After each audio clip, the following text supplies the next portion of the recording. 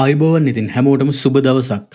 ලංකාවට අලුත් වාහන ආවත් ඉතින් තාමත් පොඩි මනුස්සයට ඕනි කරන බජට් එකට කාර් ගන්න මිලදී ගන්න බැරි වෙලා තියෙනවා. වාහන ගන්න කලින් ඉඳන්ම රජයේ පනවපු අධික බදු වර්ග 5ක් විතර නිසා සමහර වාහන වල මිල 3 ගුණයකින් විතර වැඩි වෙලා තියෙනවා. ඉතින් වාහන හදන ජපන් ජාතිකයන්ගේ තැස් උඩ යන විදිහකට තමයි මෙන්න මේ ලංකාවේ වාහන මිල නියම වෙලා තියෙන්නේ. ලක්ෂ 65කට විතර දෙනවා කිව්ව WagonR FX බේස් මොඩල් එක ජපානයේ කිලෝමීටර් 12000ක් විතර පැදපුවත් දැන් ලංකාවේ විකිනෙන්නේ ලක්ෂ 76කටත් වඩා වැඩියි. ඒ කියන්නේ ඉතින් 2024 25 නිෂ්පාදිත WagonR බේස්ම වාහනයක් ලක්ෂ 80කට වඩා වැඩි මුදලකට තමයි මේ වෙද්දී අලවි වෙන්නේ. ඉතින් ජපානයෙන් ආපු පළවෙනිම නැවේ ප්‍රී ඕඩර් දාපු වාහන සෙට් එකක් ආවා. ඒ වාහනවල ආපු සමහර WagonR ජපානයේ කිලෝමීටර් 14000ක් විතර පැදපුවා. ලක්ෂ 65ට 70ට අතර මිලට විකුණුණා. ඒක නැතුවම නොවේ.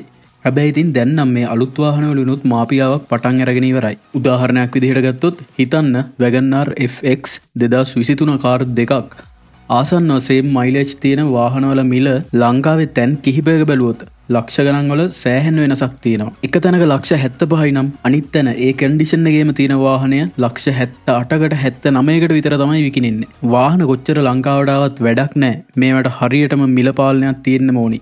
එහෙම නැත්නම් ඉතින් වෙන්නේ ගිනි ගානක් දීලා නොවටිනා වාහනයක් මිලදී ගන්න එක. මේ කතාව ඉතින් WagonR වලට විතරක් නෙවෙයි.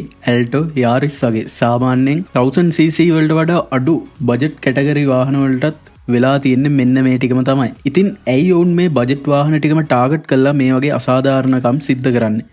මොකද ඉතින් ඔවුන් දන්නා ලංකාවට ලක්ෂ 510 වාහන ආවට වැඩිම ඉල්ලුමක් හැදෙන්නේ වැඩිම ලාභයක් ගන්න පුළුවන් මෙන්න මේ පොඩි වාහන ටිකෙන් කියලා. ඉතින් මං කලින් කිව්වා වගේ ලක්ෂ 65ට 70ට ප්‍රී ඕඩර් කරලා WagonR ගත්තු කීප දෙනෙකුත් ඉන්නවා.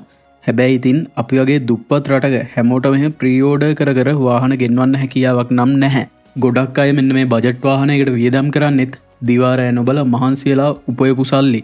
ඉතින් අල්ලලවත් බලන්නේ නැතුව වාහන ප්‍රී ඕඩර් කරන්න කවුරුත් කැමති වෙන්නේ නැහැ. සේල් එකකට ගිහිල්ලා වාහනේ අතපත ගාලා ටෙස්ට් ඩ්‍රයිව් එකක් එහෙම ගිහිල්ලා ඒ වාහනේ හිතට වදිනව නම්ම තමයි ඇත්තටම ලංකාවේදී වාහනයක් ගොඩක් අය මිලදී ගන්නෙ. ඒත් ඉතින් දැන් සේල් වලට ගිහාම ලක්ෂ 65 කතන්දර නම් අහන්න හම්බෙන්නේ නැහැ. ඉතින් මේ අලුත් වාහන වලට ගන්න මාපියාවෙන් බලාපොරොත්තු වෙන තවත් කතන්දර කීපයක් තියෙනවා. එකෙන් ප්‍රධාන වශයෙන්ම තමයි සෙකන්ඩ් හෑන්ඩ් වාහන මිල අඩු කරන්නේ නැති එක. WagonR ලක්ෂ 30ට 35ට තියෙද්දි වාහන ගෙන්නන එක එකපාරම නතර කළාම කළු කඩ මුදලාලියට එක මොකද කළේ? ලක්ෂ 30ට 35ට තිබ්බ WagonR ටික එකතු කරගෙන ඔන්න ටිකෙන් ටික මිල වැඩි කරන්න පටන් ගත්තා. ඒ මිල ඉතින් අන්තිමට නතර වුණේ 2018 විතර WagonR ලක්ෂ 75ක් විතර වෙලා. ඉතින් ඇත්තටම අලුත් වාහන මිල අඩුවට දුන්නොත් මොකද වෙන්නේ? අර 2017 18 ගිනි ගණන් කියන WagonR දිහා බලන්නේවත් නැතුව ලක්ෂයක් දෙක වැඩිපුර දීලා හරි කමන්නේ ගොඩක් මිනිස්සු පෙළමෙනවා අලුත් වාහනයක් මිලදී ගන්න.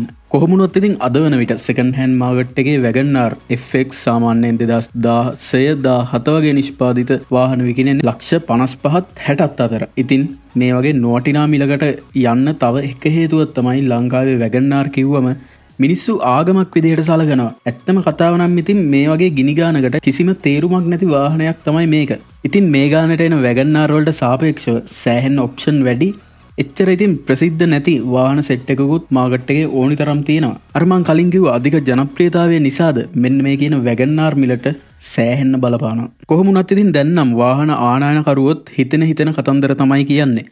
වාහන ඉල්ලුම නැහැ කියලා මාධ්‍යවල ප්‍රකාශ යනවා. හැබැයි ඒ ඇස්සේ වාහන ආනයනකරුවන්ගේ සංගමේ සභාපතිතුමා කියන්නේ වාහන වලට සෑහෙන්න ඉල්ලුමක් තියෙනවා කියලා. කවුරු කොහොම කිව්වත් ඉතින් මේ වගේ නොවටිනා මිල ගණන් වලට වාහන ගන්න කවුරුත් පෙළඹෙන්නේ නැහැ. ඇත්තටම ඉතින් රටේ බහුතර ජනතාවගෙන් පත්වුණු ආණ්ඩුව මේවා ගැන හරියට හොයලා බලලා වාහන වලට හරි පාලන මිලක් ගේන විදිහට නීති හදන්නම් වෙනවා. හැබැයි ඉතින් ආණ්ඩුවෙන් කරන්නේත් මේ දවස්වල නම් රට හදන දීර්ඝකාලීන සැලසුම් වෙනුවට කලින් ආණ්ඩු කළා වගේම ඡන්ද වලට යටත් වෙලා වැඩ කරන එක. පහුගිය දවස් ටිකේ ප්‍රකාශ කරලා තිබ්බා පවුල් 100කට 17කට දුන්නු අස්වැසුම තවත් 105ක් විතර වැඩි කරනවා කියලා. එතකොට ඉතින් ලංකාවේ පවුල් වලින් 130කටත් වඩා වැඩියෙන් අස්වැසුම හම්බ වෙනවා. ජීවත් වෙන්න අමාරු ආර්ථික ප්‍රශ්න තියෙන මිනිස්සුන්ට රජෙන් එහෙම සහනයක් දෙන එක කිසිම ප්‍රශ්නයක් නෙමෙයි.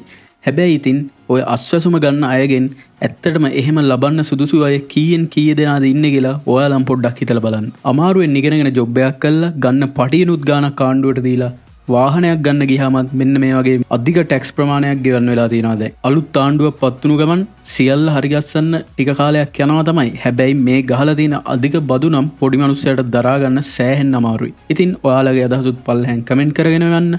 අමතක නොකර අපේ channel එක subscribe කරගෙන යන්න. එහෙනම් ඔයාලා හැමෝටම සුබ දවසක්.